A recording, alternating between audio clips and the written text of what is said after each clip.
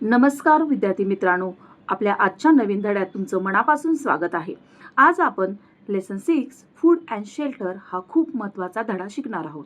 मुलांनो, आपण रोज जेवतो, पण तुम्ही कधी विचार केला आहे का आपल्याला अन्न कुठून मिळते? शेतकरी धान्य कसे पिकवतो? शेतात बी पेरल्यानंतर पुढे काय होते? आणि तयार झालेल्या धान्य शेतकरी कसे गोळा करतो? तर आजच्या धड्यात आपण या सर्व प्रश्नांची उत्तरे मिळवणार आहोत. चला तर मग अगदी सोप्या पद्धतीने आपण lesson number 6 food and shelter याला सुरुवात करूया. तर इथे काय दिले पहा. Amit and Swara were sitting down to eat. Mother serve the plate and said take as much as you need but don't waste food. Amit, mom, why do you tell us this every day? Mother, to avoid wasting food. Why? Mother, because we get it. A farmer works hard to grow grain. Amit, Mom, do you know how farmers cultivate grain? Mother, yes. Swara, then tell us too. Mother, yes, I will. तर इथे मुलांनो, या धड्यात सुरुवातीलाच अमित, स्वरा आणि mother यांच्यामध्ये म्हणजे आई यांच्यामध्ये संवाद दिलेला आहे. अमित आणि स्वरा जेवायला बसले आहेत आणि त्यांची आई आहे ती काय सांगत आहे की तुम्हाला जेवढं आवश्यक आहे तेवढंच अन्न तुम्ही ताटामध्ये किंवा प्लेटमध्ये घ्या. तर तुम्हाला जेवढं हवे तेवढेच जेवण घ्या. अन्न वाया घालू नका. Don't waste your food. का? कारण की समजा आपल्याला 2 पोळ्या दिल्या असतील, चपाती दिल्या असतील आणि दिल्या असतील 5, तर त्याच्याऐवजी तुम्ही 4-5 चपाती किंवा पोळी घेतली तर चालेल का? नाही. कारण की त्याच्यानंतर ते काय होईल, शिल्लक राहील आणि ते तुम्हाला फेकून द्यावे लागेल. त्यामुळे काय होऊ शकतं, फूड वेस्टेज होऊ शकतं, अन्नाची नासाडी होऊ शकते. त्यासाठी त्यांची आई आहे काय सांगत आहे की जेवण वाया घालवू नका. तुम्ही व्यवस्थित जेवढं आवश्यक आहे तेवढंच घ्या. तर तेव्हा तो अमित काय त्या आईला विचारतो की का असं करायचं? का आपल्याला जास्तीचं घेऊ नाही शकत? तर त्याची आई म्हणते की म्हणजे because we get it farmer works hard to grow grain. म्हणजे आपल्याला शेतकरी खूप मेहनत करून धान्य पिकवतो आणि त्यातूनच आपल्याला अन्न मिळत असते. आता इथे फार्मर म्हणजे शेतकरी, ग्रेन धान्य. ग्रेनपासून काय मिळतं म्हणजे धान्यापासून आपल्याला अन्न मिळत असते. त्यामुळे ते अन्न वाया घालवले नाही पाहिजे कारण की त्याच्या मागे शेतकऱ्यांची मेहनत असते. चला तर मग mother, let us understand. Mother, the farmer does the work of tilling the fields. He plough the land using a pair of oxen or by attaching agriculture implements, hack to a tractor. When it rains in summer, then farmer sows the seed after preparing the land. After sowing, the crops start to grow after a few days. The crops grow vigorously on the available water. The crops start to fill grains. After the grains are fully filled, they have to be harvested. Harvesting means cutting and collecting all the ears of corns. Then threshing and winnowing are done. तर इथे अमित आईला विचारतो की आई, शेतकरी धान्य कसे पिकवतात हे तुला माहीत आहे का? तर त्यावर आई काय म्हणत असते, हो मला माहीत आहे. तर त्यानंतर काय होतं, आई सांगत असते की शेतातली जमीन, टिलिंग म्हणजे काय असतं, नांगरणे.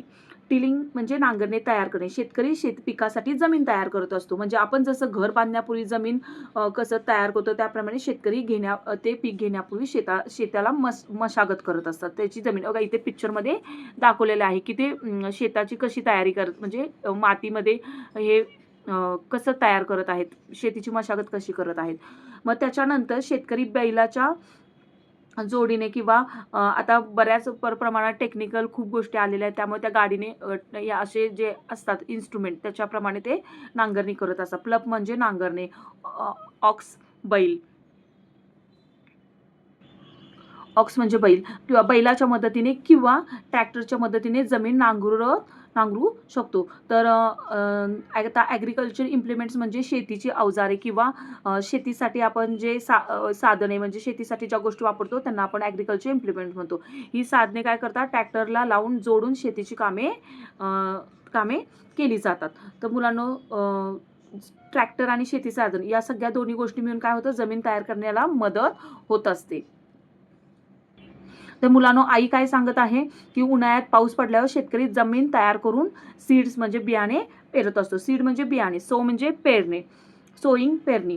तर त्यामुळे काय होतं, शेतकरी बी पेरतो आणि काही दिवसांनी त्यातून छोटी छोटी रोपे उगवायला सुरुवात होतात. याचाच अर्थ काय की बियाणे पेरल्यानंतर काही दिवसांनी पिके उगवायला सुरुवात करतात. क्रॉप म्हणजे पीक, ग्रो वाढणे, अ फ्यू डेज काही दिवसानंतर.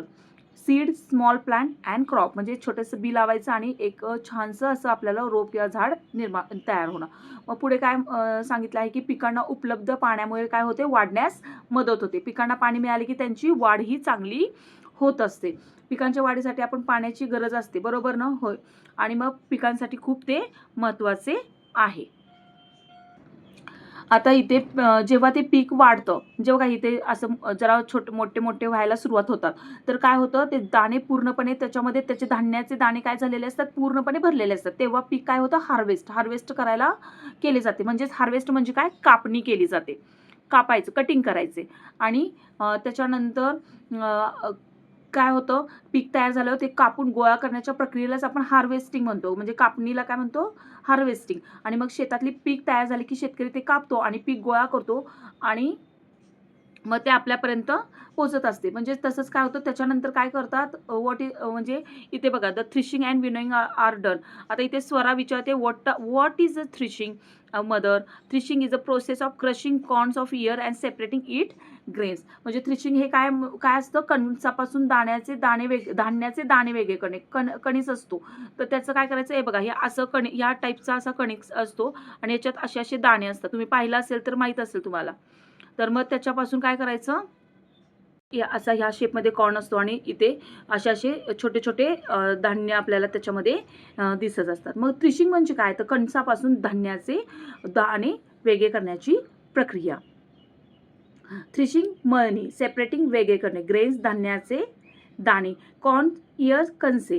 तर आता इथे कसं होतं की आता दड्यामध्ये इथे बघा, विनोईंग हा पण एक वर्ड आलेला आहे.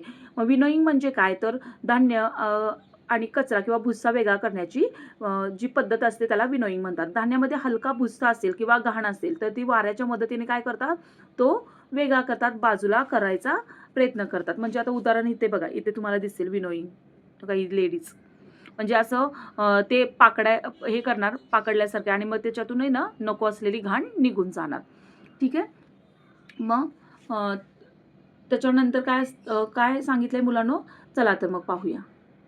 ते आधी आपण काय करूया, की कोणते कोणते आपल्याला शब्द वेगळे आले आहे या पूर्ण पेजमध्ये. तर टिलिंग म्हणजे जमीन तयार करणे, प्लपिंग जमीन नांगरणे, सोईंग बियाणे पेरणे, ग्रोईंग पीक वाढणे, ग्रेन्स फील्ड दाणे भरणे, हार्वेस्टिंग पीक कापणे किंवा गोळा करणे, थ्रेशिंग दाणे वेगळे करणे आणि विनोईंग हे दाणे किंवा भुस्सा वेगळे करणे. म्हणजे मुलांनो, हे अतिशय महत्त्वाचे शब्द आहेत की जे तुम्हाला या लेसनमध्ये खूप उपयोगी पडणार आहेत क्वेश्चन आन्सरमध्ये किंवा जे डिफिकल्ट वर्ड्स पाठ करण्यासाठी. तर हे एकदम व्यवस्थित लक्षात ठेवा. तर चला तर मग आता पुढचा पार्ट पाहूया. For this, they use a bullock. A stake is erected in the middle of threshing floor, and the bullock is tied to it. The bullock walks around the stake. The ears of corns are arranged in such a way that they fall under bullock's feet. When the bullocks start walking on the ears of corn, the grains fall off under their weight. तर इथे मुलांनो काय सांगितलं आहे की शेतकरी जेव्हा धान्याची मळणी करण्यासाठी, स्टेक म्हणजे काय, तर मजबूत खांब जमिनीच्या मध्यभागी. आता या पिक्चरमध्ये तुम्ही पाहिलं तर तुमच्या लक्षात येईल की इथे बघा खांब उभा केलेला आहे आणि त्याच्या मध्यभागी म्हणजे बरोबर आणि कडेने हे बुलक दिसत आहेत आणि त्या खांबाखाली काय केलंय, गोल गोल तो बैल काय करत असतो, गोल गोल फिरत असतो आणि त्या बैलाला त्या खांबाला बांधलेले एकदम टाईट बांधलेले असते आणि त्याच्या पायाखाली हे धान्याचे कणीस येतील अशा प्रकारे कणसे पसरवली जातात. जेव्हा बैल कणसावरून चालतो तेव्हा त्याच्या वजनामुळे धान्याचे दाणे कणसापासून वेगळे होतात. तर आता इथे एक गोष्ट लक्षात ठेवली पाहिजे मुलांनो, आपण जेव्हा एखाद्या वस्तू वजन दिले तर ती कशी दाबली जाते, त्याचप्रमाणे बैलाच्या वजनामुळे काय होत असतं, कणसातील दाणे वेगवेगळे होत असतात. तर इथे बुलक म्हणजे बैल, स्टेक म्हणजे खांब, थ्रेशिंग फ्लोअर मळणी करण्याची जागा, ग्रेन्स धान्याचे दाणे आणि इयर ऑफ कॉर्न्स धान्याची कणसे, वेट वजन. आता पुढे पाहूया, how do you do a विनोईंग.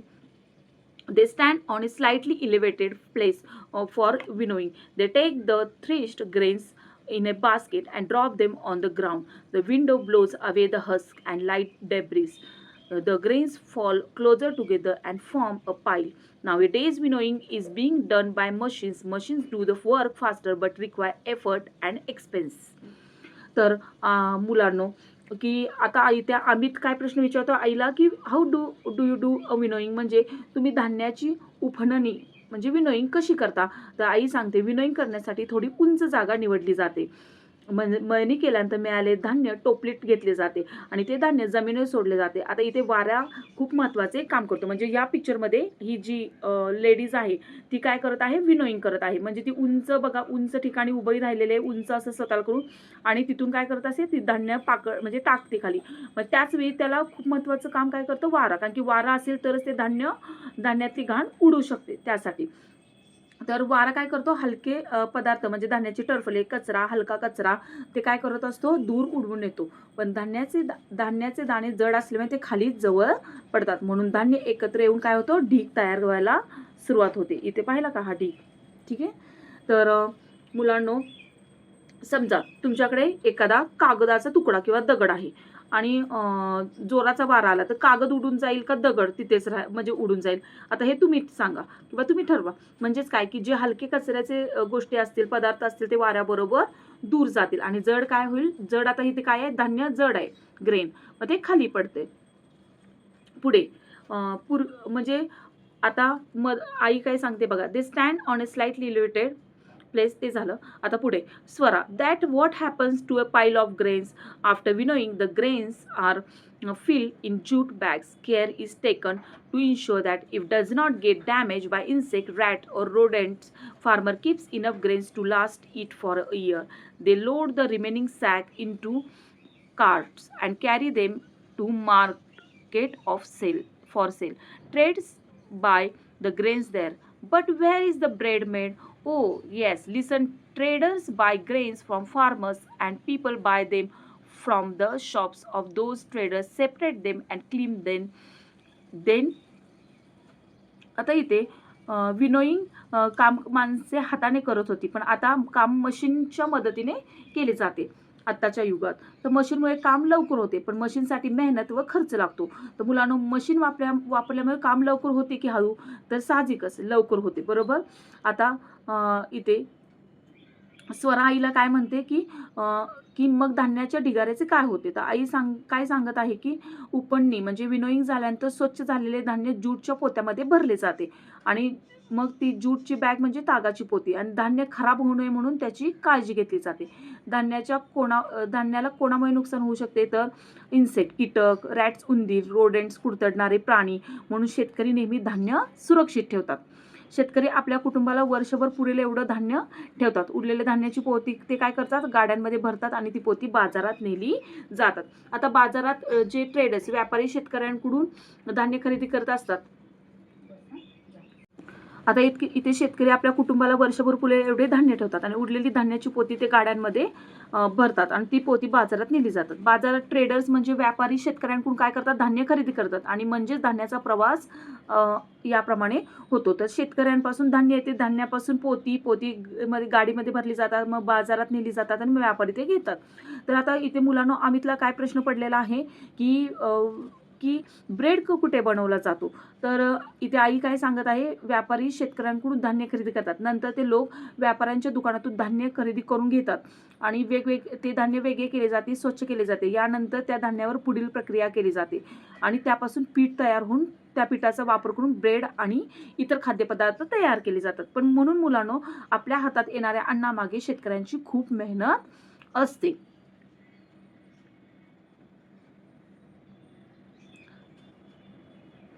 तर आता मुलांनो, धान्य कशापासून मिळते, तर पिकांपासून. बैलाच्या मदतीने काय केले जाते, तर धान्याची मळणी केली जाते.